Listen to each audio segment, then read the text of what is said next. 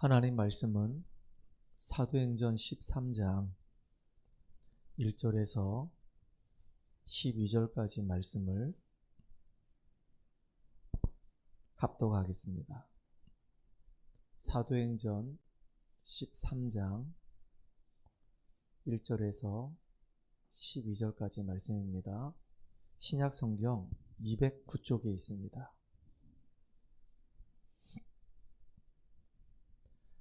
안디옥 교회에 선지자들과 교사들이 있으니 곧 바나바와 느게르라 하는 시므온과 구레네 사람 루기오와 분봉왕 헤롯의 젖동생 마나엔과 및 사울이라.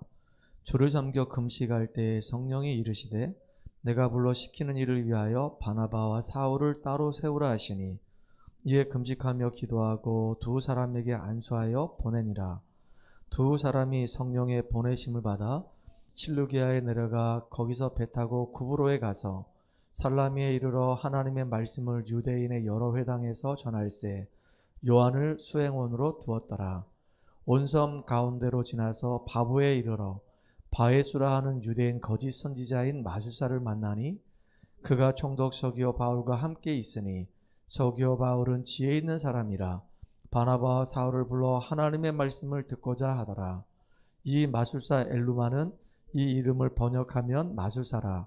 그들을 대적하여 총독으로 믿지 못하게 힘쓰니 바울이라고 하는 사울이 성령이 충만하여 그를 주목하고 이르되 모든 거짓과 악행이 가득한 자요 마귀의 자식이요 모든 의의 원수요 주의 바른 길을 굳게 하기를 그치지 아니하겠느냐. 보라 이제 주의 손이 내 위에 있으니 내가 맹인이 되어 얼마 동안 해를 보지 못하리라 하니 즉시 안개와 어둠이 그를 덮어 인도할 사람을 두루 구하는지라. 이에 총독이 그렇게 된 것을 보고 믿으며 주의 가르치심을 놀랍게 여기니라. 아멘. 오늘은 선교 캠프를 위한 기도라고 하는 제목으로 같이 말씀을 나누도록 하겠습니다. 우리 옆 사람과 같이 인사합시다. 당신은 보배롭고 존귀한 자입니다. 한 번 더 인사합시다. 나의 전도와 선교를 찾읍시다. 오늘부터 7개 나라 또는 8개 나라의 대학 선교 캠프팀들이 출국을 시작합니다. 저도 캄보디아로 이번에 선교 캠프에 합류하게 되었습니다. 매년 세계대학 수련회가 이렇게 있고요. 세계대학 수련회 전에 또는 세계대학 수련회 후에 이렇게 선교 캠프를 갑니다. 사역자들하고 대학생들이 한 팀이 돼가지고 선교지로 가서 선교사님도 만나고 그 현장도 보게 되고 또 말씀도 듣고 말씀에 인도받으면서 현장에서 이렇게 만남을 캠프를 이렇게 진행합니다. 이렇게 하는 이유가 있습니다. 우리 대학 때 우리 소중한 대학생들이 대학 제자들이 선교지에 가서 왜 선교사님이 이 선교지에 왔는지 이 선교지에서 지금 사역하는 것이 이게 얼마나 귀한 것인지 마음에 좀 담으라고.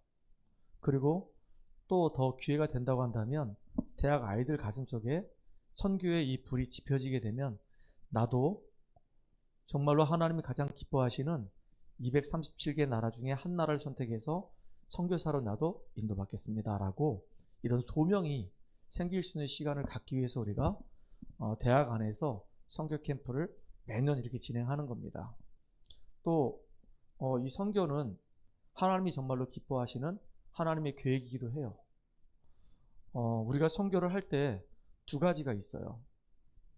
내가 하나님의 은혜를 받고 축복을 받으면서 선교를 할 것이냐, 아니면은 얻어 터지고 시달리고 문제 만나고 고통 가운데 내가 선교를 할 것이냐. 둘 중에 하나입니다. 어차피 선교는 하나님이 하시게 되어 있어요. 하나님의 소원이기도 하고 하나님 계획이기도 하고 하나님 방향이기도 하기 때문에 당연히 하시는데 그 일을 이루는 우리가 어떤 상태에서 그 선교의 축복을 누리냐가 이게 관건인 겁니다. 내가 은혜 속에서 하나님의 축복을 누리고 당연히 정말로 이것을 섬기는 가운데 기쁜 마음으로 할 것이냐, 아니면 영적으로 얻어맞고 시달리고 고통받고 헤매는 가운데 이것을 할 것이냐, 천지 차이가 나겠죠. 그래서 하나님이 정말로 가장 기뻐하시는 거기에 저와 여러분의 마음이 담겨지기를 소망합니다. 특별히 선교를 나가는 이유가 있습니다. 하나님의 계획이기도 하고요. 우리가 시대 보는 눈이 열리게 되면 마땅히 우리는 선교를 하러 갈 수밖에 없겠죠. 시대를 본다. 그 말 속에는요, 우리가 성경도 이해해야 되고 교회사도 이해해야 되고 세계사도 우리가 보는 눈이 열려야 된다, 그 얘기예요. 성경에 보면 아브라함에게 하나님이 약속을 주셨어요. 네 씨로 말미암아 천하만국이 복을 받게 할 것이다 라고 얘기했거든요. 아브라함 가슴속에 민족복음화뿐만 아니라 세계복음화의 열망을 심어주셨단 말이에요. 근데 아브라함 때에는 그 응답을 확인하지 못했어요. 누가 확인했냐면 요셉 때 확인했어요. 요셉이 어릴 때부터 하나님 주신 비전이 딱 가슴속에 있었거든요. 해와 달과 11별이 내게 절하더이다. 이게 바로 세계 선교의 비전이었단 말이에요. 근데 어느 날 갑자기 형들로 인해 가지고 애굽의 노예가 된 겁니다. 이 애굽은 요셉이 살았던 그 가나안 땅이 아니에요. 이스라엘 땅이 아니에요. 완전히 문화가 다르고 언어가 다른 곳으로 노예로 가버린 거예요. 근데 그 현장에 갔는데 요셉은 가는 그 여정 속에서 굉장히 막 힘들고 어려웠죠. 노예로 갔었죠. 누명 쓰고 감옥 갔죠. 그런데도 불구하고 그 모든 그 여정이 하나님의 인도요, 하나님의 계획임을 알았단 말이에요. 내가 지금 왜 노예로 가는지, 내가 왜 누명 쓰고 지금 감옥 가는지, 나는 지금 왜 내가 애굽의 총리가 되는지 그 이유를 너무 잘 알았어요. 그러니까 문제 만나도 흔들리지 않았어요. 애굽의 총리가 돼서 교만하지도 않았어요. 다 그것들은 서론이었단 말이에요. 진짜 본론은 뭐냐? 내가 은혜 받고 애굽 복음하는 것이다. 내가 총리가 된 이유도 애굽을 살리고 전 세계 복음하는 것이다. 그래서 요셉 때 정말로 세계 복음화 됐거든요. 근데 문제는 뭐냐면 언약 전달 실패한 거예요. 요셉을 알지 못하는 왕이 일어난 거예요. 그래서 이스라엘 백성들이 언약을 놓쳐버리고 복음을 놓쳐버리고 선교를 놓쳐버린 거예요. 그러니까 어떻게 됐죠? 애굽에서 비참하게 430년 동안 종살이 하는 겁니다. 430년이요. 30년을 한 대로 한다고 한다면 거의 한 16대예요. 12대 정도 되나? 아니지? 16대? 430년이면 14대 정도 되죠. 14대. 14대가 계속 종살이 하는 겁니다. 얼마나 이게 비참합니까? 왜 지금 애굽에 있는지 이유를 모르는 거예요. 왜 우리 조상 이 요셉이 이 애굽에 와서 세계복음만 했는지 그 이유를 모르는 겁니다. 시간이 지나갈수록 그 이스라엘 민족들이 언약을 놓쳐버리고 복음 놓쳐버리고 선교를 놓쳐버리니까 완전히 그냥 애굽의 노예가 돼버리는 거예요. 그 출애굽기를 보게 되면 이스라엘 민족이 애굽에 있다가 그들이 거기서 유월절 피를 바르고 나왔다는 얘기잖아요. 참 비참한 겁니다. 또 있었어요. 이스라엘 민족들이 이 복음을 깨닫게 되면 주변에 이 강대국들에게 다 복음을 전하는데 저 해양 지역에는 블레셋이 있어요. 아래는 애굽이 있어요. 저 위에는 아수르가 있어요. 또 좀 더 이쪽으로 오른쪽으로 가면은 바벨론이 있어요. 오른쪽에는 아라비아가 있단 말이에요. 얼마나 주변 강대국들이 이게 많이 있습니까? 복음 깨달으면 다 살려내는 거예요. 복음 못 깨달으니까 위에서 아래로 쳐내려오고 아래에서 위로 쳐들어 올라가고 전쟁터가 돼가지고요 너무 어려움 당하는 거예요. 그러다 나중에 정말로 성경 못 깨달으니까 바벨론의 포로 잡혀간 겁니다. 그래가지고 70년 동안 비참하게 망한 게 이게 성경의 이야기예요. 성경 못 깨달으니까 이스라엘 백성들이 이렇게 막 노예로 막 포로로 막 잡혀가는 겁니다. 교회사를 보게 되면요 복음운동이 끊어질 때마다 계속 문제가 왔어요. 중세시대 때 그 시작점이 바로 519년 그레고리라고 하는 그 사제로부터 시작되는 겁니다. 그래서 1517년 루터가 종교개혁 할 때까지 1000년 동안 완전히 그냥 암흑시대가 돼버렸어요. 복음을 제대로 증거해야 되는데 복음을 제대로 증거하지 않고 어디에만 관심이 있었냐? 성전을 크게 짓는 데만 관심이 있었어요. 세계 선교 관심 없었어요. 그러다 보니까 막 면죄부도 팔게 되고 별짓 다 하는 겁니다. 성상 숭배하기도 하고요. 오만 짓거리 다 하는 겁니다. 그래가지고 싹 망해버렸어요. 그게 지금의 카톨릭입니다. 그래서 카톨릭이 들어가는 나라마다 이상하게 다 망해요. 우리 가까운 근처에 있는 나라 필리핀 보세요. 1950년대 대한민국에 전쟁이 벌어졌을 때 필리핀이요, 우리보다 훨씬 잘 살았었어요. 그래가지고 필리핀이 제일 첫 번째로 대한민국 전쟁이 터지니까 원병을 보냈단 말이에요. 그 젊은 친구들이 와서 우리 한국 땅에서 전쟁하다가 죽었단 말이에요. 그때까지만 해도 필리핀이 잘 살았었어요. 근데 이 카톨릭이 들어가니까 완전히 그냥 망해버렸단 말이에요. 부패의 온상이 돼버렸어요. 필리핀 한번 가보니까 성당이 어마어마한데요. 하필이면 예수님의 그 형상이 흑인이라. 예수님이 흑인이야. 예수님 우리 본 적이 없잖아요. 그냥 우리는 머릿속에 예수님이 그냥 백인일 거라 생각하잖아요. 근데 필리핀 성당에 가보니까 어느 성당에 가보면 흑인이 이렇게 서 있고 어느 성당에 가보면 백인이 이렇게 서 있고 그렇단 말이에요. 근데 웃기는 게 뭐냐, 그 예수님의 그 형상이 얼마나 큰지요. 한 4m, 5m쯤 될 거예요. 겁나게 커요.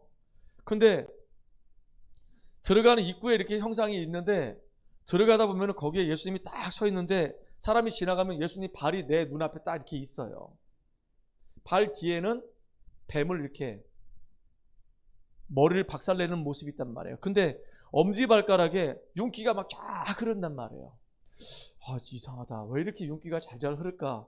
봤더니 지나가면 사람들이요, 얼굴 거기다 계속 부비는 겁니다. 이렇게. 그리고 막 기도하는 거예요. 이렇게. 그러니까 거기만 바짝바짝 빛나. 우상숭배하다 다 망했어요. 여러분, 남미 쪽에도 마찬가지입니다. 멕시코부터 시작해서 남미 쪽에 천주교가 들어가가지고 다 망했어요. 그러니까 교회사를 보게 되면 복음운동 제대로 안 하면요, 문제 오는 겁니다. 세계사를 한번 보세요. 하나님이 로마를 최고의 강대국으로 만드신 이유가 있어요. 전 세계 복음화하라고. 로마를 통해서 이 바울이 복음 전하기 시작하면서 완전히 전 세계 복음화 되어지는 응답을 누렸잖아요. 그 다음에 이 복음이 어디로 넘어갔냐? 영국으로 넘어갔어요. 영국에서 뭐라 얘기했냐? 우리는 해가 지지 않는 나라라고 얘기했어요. 강대국이었거든요. 근데 영국에 있던 이 복음이 결국 미국하고 영국과 전쟁에서 영국이 짐으로 인해 가지고 미국으로 넘어갔어요. 패권이 지금 자꾸 이렇게 넘어가는 겁니다. 이 로마에 있던 이 복음이 영국으로, 영국에 있던 복음이 지금 미국으로. 그 미국이요, 지금도 최고의 강대국이에요. 가장 많은 선교사 배출했어요.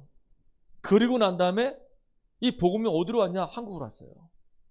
전 세계에서 면적 단위로 따질 때 우리나라의 이 큰 덩어리 하나가 미국의 한 주밖에 안 돼요. 미국에 50개 주가 있는데 그렇게 미국은 땅덩어리가 넓어요. 근데 면적 단위를 따질 때 선교사 가장 많이 파송한 나라가 어디냐? 대한민국이에요. 그 대한민국이 이렇게 복을 받을 수밖에 없는 거예요. 근데 우리가 정신 안 차리면요, 로마가 무너지고 영국이 무너지고 그랬던 것처럼 대한민국도 어느 한순간에 무너질 수 있단 말이에요. 복음 전한다는 거, 이게 너무 귀한 거예요. 선교한다는 거, 이거 너무 귀한 거예요. 이거 하나님의 계획을 이루는 가장 소중한 사역이란 말이에요.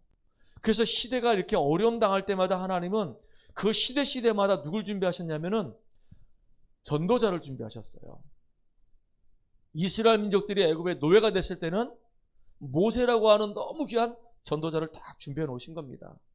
아수르에 완전히 그냥 포로 잡혀갈 때는 히스기야라고 하는 전도자를 준비했어요. 저 바벨론에 포로 잡혀갔을 때는 그때 다니엘과 사드락 메삭 아벳느고라고 하는 이 전도자를 준비한 겁니다. 심지어 로마의 속국이 딱 됐을 때는 바울이라고 하는 전도자를 준비했어요. 시대마다 이렇게 너무나도 귀한 전도자를 다 준비해 놓으신 겁니다. 쯔빙글리부터 시작해서 칼빈, 그 다음에 웨슬레, 심지어 19세기의 저 무디까지 이렇게 너무 소중한 이 전도자들 하나님이 다 준비하셨단 말이에요. 오늘도 본문에 보니까 하나님이 한 시대를 살리기 위해서 전도자를 딱 준비해 놓으셨어요. 바울이라고 하는 이 전도자를 준비하셨습니다. 바울을 부르실 때 하나님이 어떻게 부르셨냐? 이방인들과 임금들과 이스라엘 자손들을 위해서 택한 나의 그릇이다라고 얘기했어요. 하나님의 일을 위해서 하나님이 바울을 준비해 놓으신 거예요. 바울은 누굽니까? 가말리엘의 문화생이에요. 길리기아 다수 출신이에요. 로마 시민권을 갖고 있어요. 그러니까 선교하기에 너무 딱 좋은 사람이야.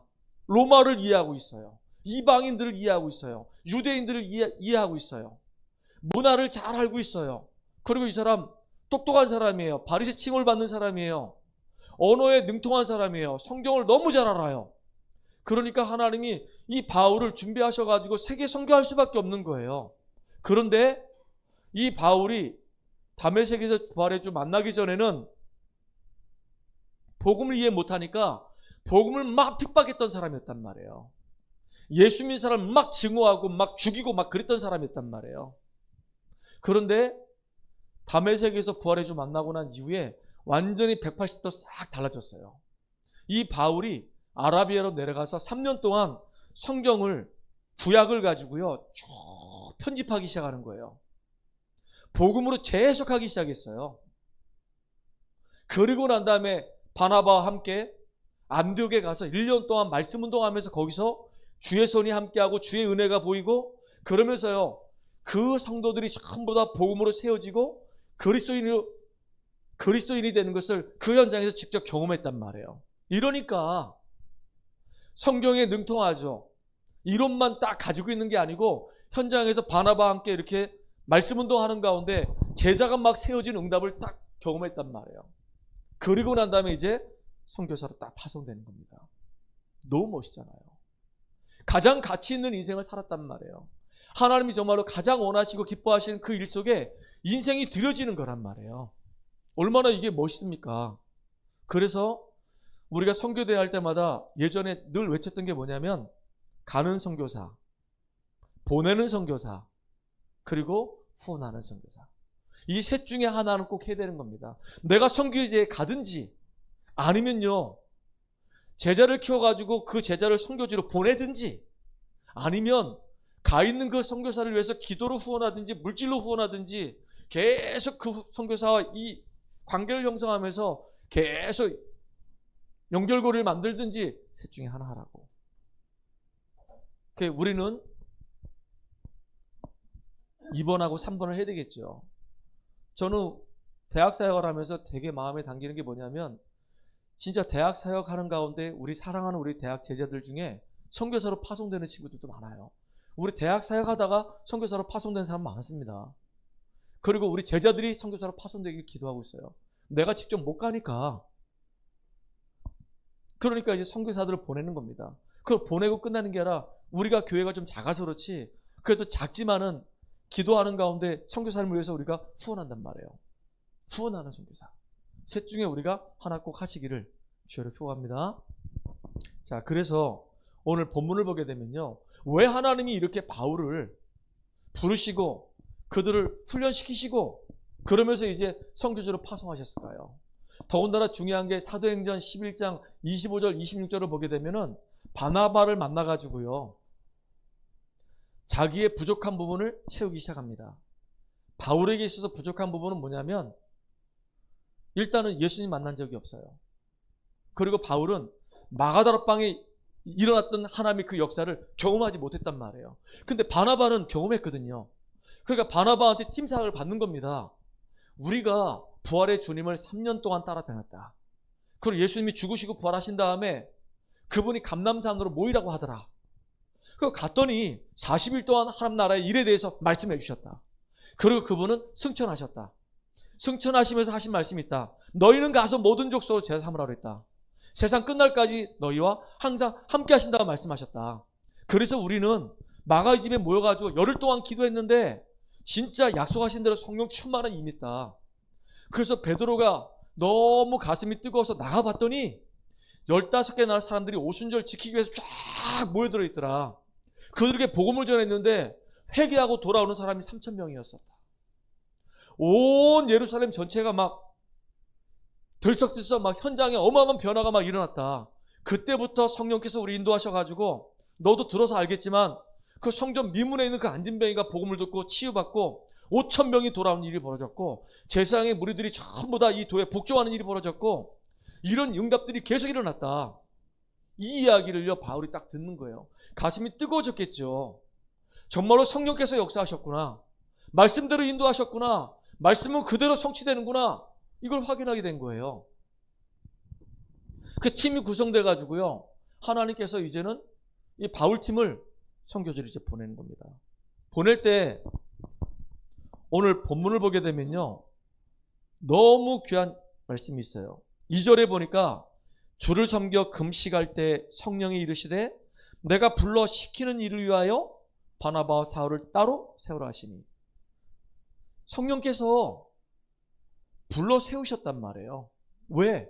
그들을 통해서 시키실 일이 있는 겁니다. 그 시키실 일이 뭘까요?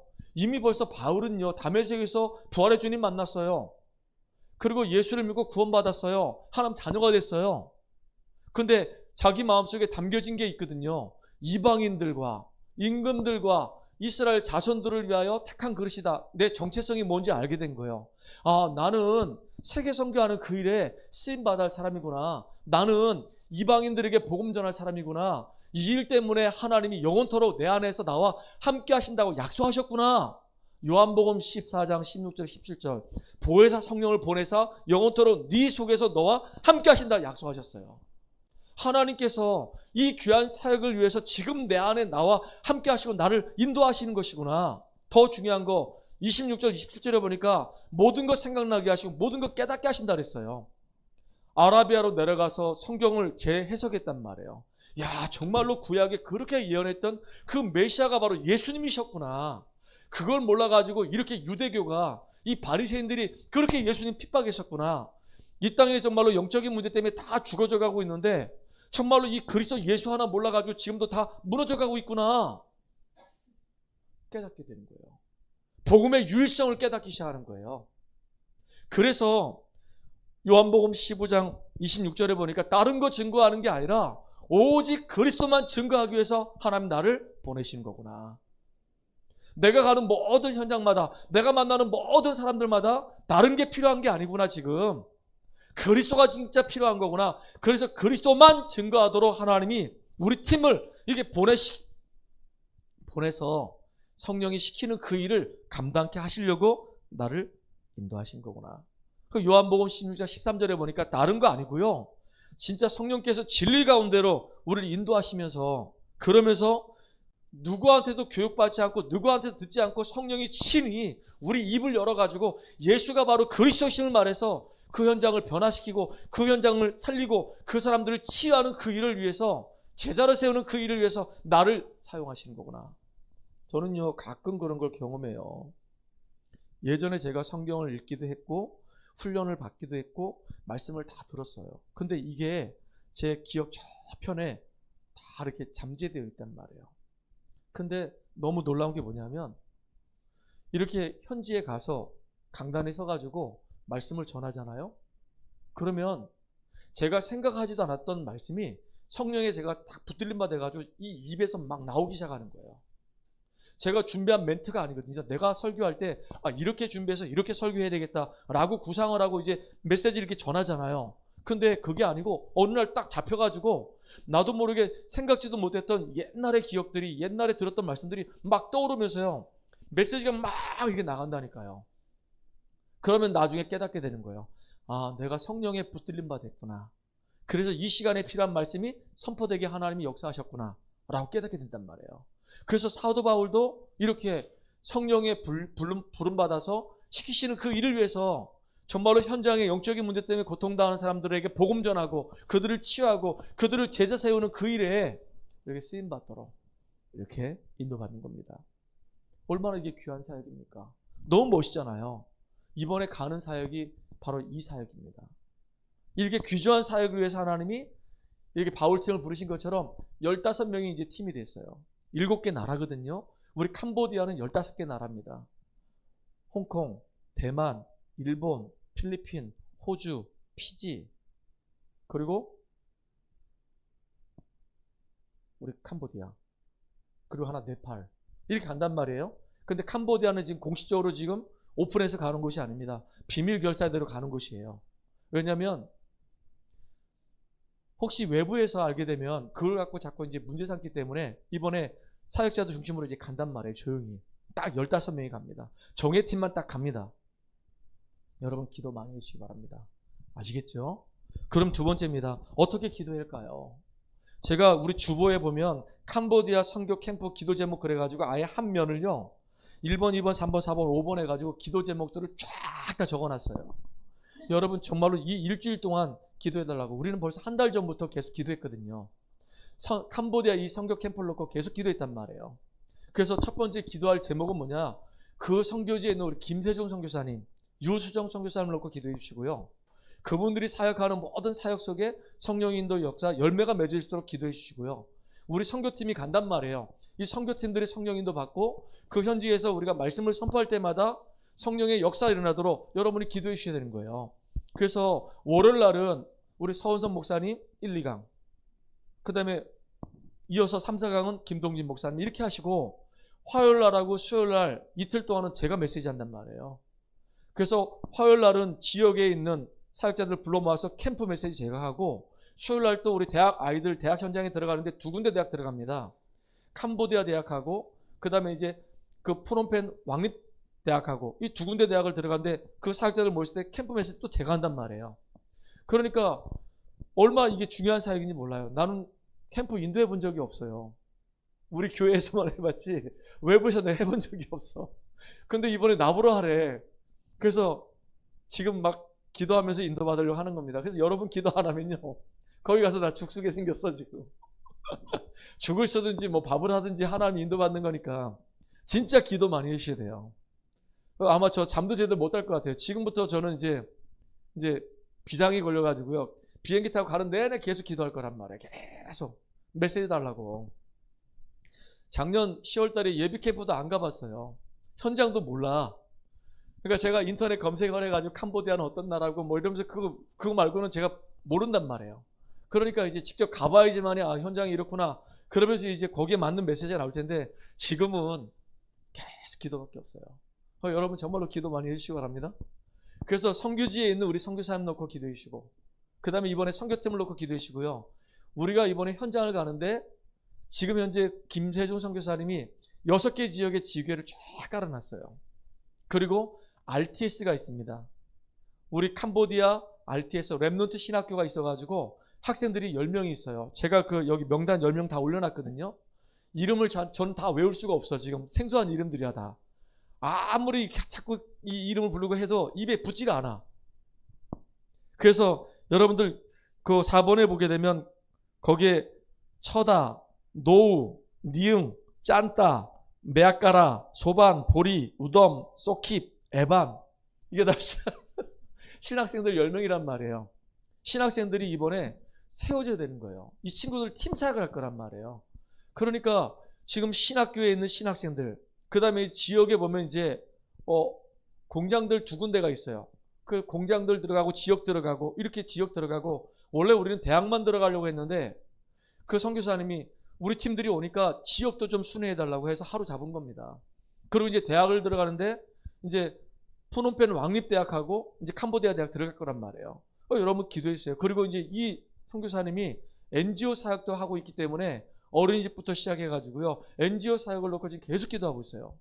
NGO 지금 팀이 만들어지도록 한국하고 지금 저 캄보디아하고 이게 조인이 돼가지고 우리 한국에서 인정받을 수 있는 그런 시설이 좀 될 수 있도록 뭐 연결고리 해달라고 하는데 지금 기도하고 있거든요.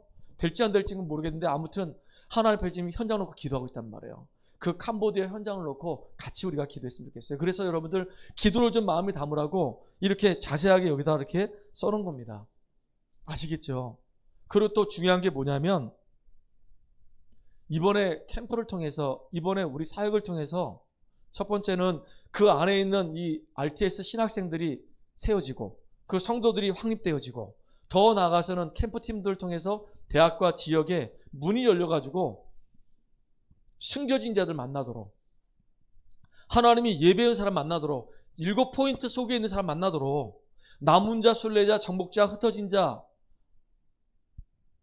너무 소중한 깃발든 자 다 만나게 해달라고 이번에 그런 만남이 일어나도록 여러분들이 기도해 주셨으면 좋겠습니다. 그래서 세 번째, 한 나라가 중요한 겁니다. 한 선교사가 중요한 거예요. 우리가 지금 많은 나라 할 수가 없어요. 저는 지금도 기억납니다. 제일 첫 번째 갔던 선교지가 어디였냐면 미국이었었어요. 그러고 나서 두 번째 갔는 데가 어디냐면 중국이었단 말이에요. 중국을 3년 정도 들어갔었어요. 그 들어갈 때마다 그때 그 선교사님이 하셨던 얘기가 기억납니다. 저희한테 목사님, 외부에서 이렇게 한국에서 선교지에 오시면 뭐 크게 변화되는 게 없어요. 뭐 역사가 막 일어나는 게 없습니다. 그런데 선교지에 있는 선교사인 제가 큰 힘을 얻습니다. 이 언덕이 이렇게 있는데 자기가 이 리어카를 끌고 막 힘들게 막 끌고 막 올라가는데 혼자서는 막 감당이 안 돼서 막 낑낑대고 막 올라가는데 우리 선교팀이 와가지고 한번 훅 뒤에서 밀어준다는 거예요. 그 밀어주면은 혼자서 끙끙끙끙끙 이게 언덕을 넘어가야 되는데 뒤에서 밀어주니까 휙 넘어간다는 거예요. 고비를 한 고비 넘긴다는 거예요. 그리고 또 그 다음에 또 오면 또 자기가 또 다른 또 언덕을 만나서 또 낑낑거리고 있는데 와서 또 훅 밀어주면 또 훅 넘어간다는 거예요. 그래가지고 쫙 중국의 시스템을 깔았다는 겁니다. 말이 일리가 있어요. 그리고 인도네시아를 지금 있는 팀들이 거의 한 8년, 10년을 들어갔어요. 저는 이제 뒤늦게 합류해서 한 3년 정도 들어갔죠. 그런데 가보니까 그 선교지의 선교사님도 고백을 하는 거예요. 처음에 예언교회에서, 임마누엘교회에서, 뭐 저기 부산 새생명교회에서 이렇게 이제 그 인도네시아에 자기 뭐 일로 인해서 모인 사람들이 모여가지고 예배 드리는데 각자 다 달랐다는 거예요. 나는 임마누엘에서 파송됐으니까 임마누엘 교회 강단 따르겠습니다. 나는 저 부산 새생명교회에서 파송됐으니까 나는 부산 새생명교회 인터넷에서 예배드리겠습니다. 나는 예언교회에서 파송됐으니까 우린 예언교회에서 예배드리겠습니다. 하나가 안 되는 거예요. 전부 다 인도네시아 왔는데 거기 간 이유가 인도네시아 살리라는 건데 아직도 자기라는 그 틀을 깨부시지 못한 거예요. 그래서 그걸 가서 깼어요. 당신들은 본국에 돌아갔을 때는 각자 그 본국 그 교회 섬겨라. 그런데 여기 와 있을 때는 진짜 여기 살리라고 하나님이 보낸 거 아니냐. 그래서요, 교회를 세워라. 그래가지고 교회를 세웠어요.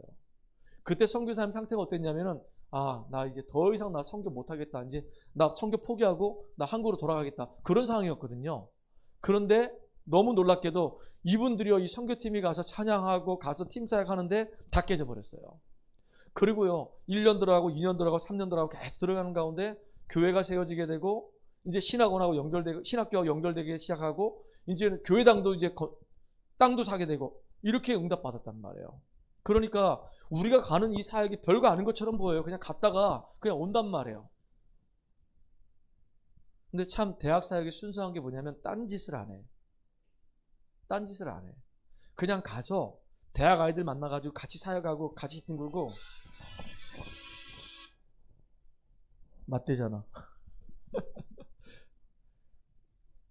딴짓을 안 한단 말이에요. 그래서 난 너무 감사해요. 계속 이 사역을 하는 겁니다. 그래서 한 나라가 너무 중요한 거예요. 한 나라가 살고 한 선교사가 살면 나중에 그 세워진 그 나라를 통해서 다시 이제 제 선교사를 파송하는 겁니다. 저는 이 꿈을 꾸고 있어요. 같이 가는 팀들이 이런 응답을 누리기 바란단 말이에요. 오늘 보니까 바울 팀이 부름받았어요. 그리고 이제 첫 번째 갔던 그 지역이 살라미 섬에 이르러가지고 바보 지역에 갔는데 거기에 총독이 있는 겁니다. 근데 총독이 있는데 총독을 만났는데 이 사람이 굉장히 지혜로운 사람이에요.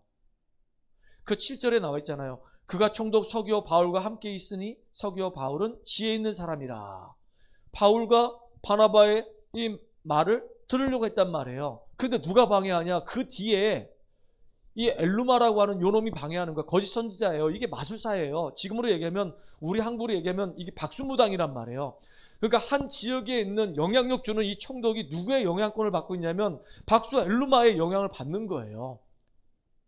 그러니까 그 지역이 어떻겠습니까? 그 현장을 보고 이거 흑암이구나. 흑암을 꺾고요.